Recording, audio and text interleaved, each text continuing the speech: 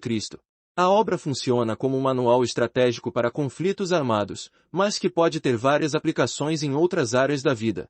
A Arte da Guerra é um dos livros clássicos da cultura oriental e transcendeu a categoria de simples tratado de guerra para se transformar numa leitura universal sobre planejamento e liderança. Capítulo 1.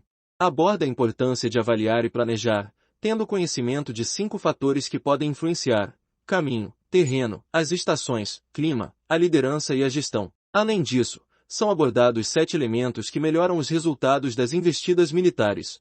A guerra é algo que tem consequências para o Estado ou país e por isso não deve ser iniciada sem muita consideração. Capítulo 2. Neste capítulo o autor expressa que o sucesso na guerra depende da capacidade de terminar um conflito de forma rápida. É possível entender um pouco melhor a vertente econômica da guerra, e que muitas vezes para vencer a guerra é preciso saber reduzir os custos relacionados com o conflito armado. Capítulo 3. A verdadeira força bélica de um exército está na sua união e não no seu tamanho. São mencionados 5 fatores essenciais para vencer qualquer guerra: ataque, estratégia, alianças, exército e cidades.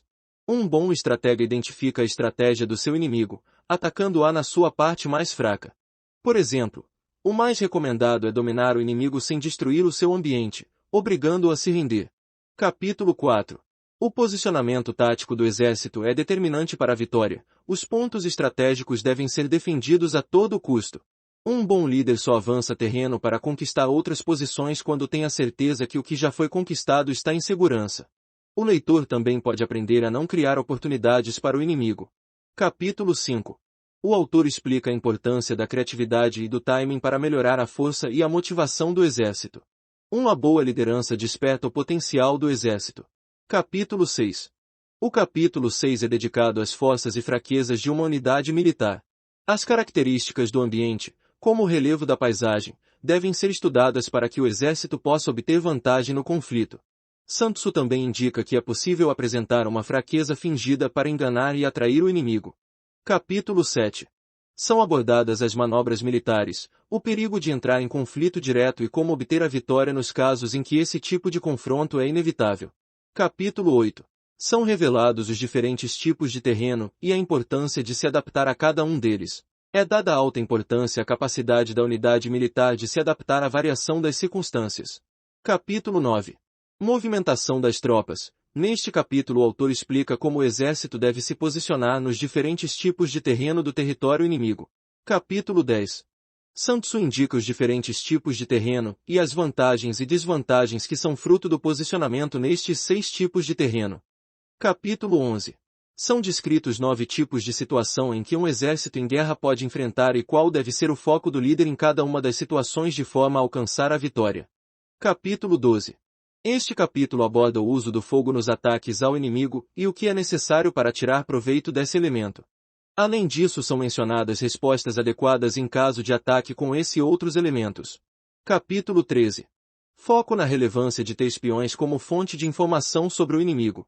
São descritas 5 fontes de inteligência, 5 tipos de espiões, e como fazer a gestão dessas fontes. O livro está dividido em 13 capítulos, sendo que cada um tematiza diferentes aspectos da estratégia bélica. Neste tratado sobre a guerra, o conflito é abordado como uma característica inseparável do ser humano. A própria guerra é mencionada como um mal necessário, mas um mal que deve ser evitado sempre que possível. Um detalhe interessante: a arte da guerra foi introduzido no Japão por volta de 760 d.C. e rapidamente se tornou popular entre os generais japoneses. O livro desempenhou um papel significativo na unificação do Japão uma vez que os samurais ficaram conhecidos por terem honrado os ensinamentos desta obra. Há relatos também de que o imperador francês Napoleão havia estudado os escritos militares da Sun e usou-os efetivamente na guerra contra o resto da Europa.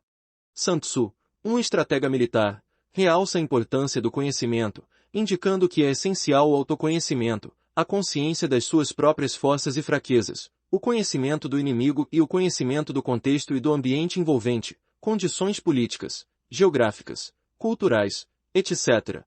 A arte da guerra e os seus princípios inspiraram vários outros autores da área da economia, artes, esportes, que escreveram livros usando as estratégias de Sun Tzu. Qual é a sua opinião sobre o livro? Comente aí abaixo nos comentários. Gostou deste conteúdo? Então, se inscreva em nosso canal no YouTube.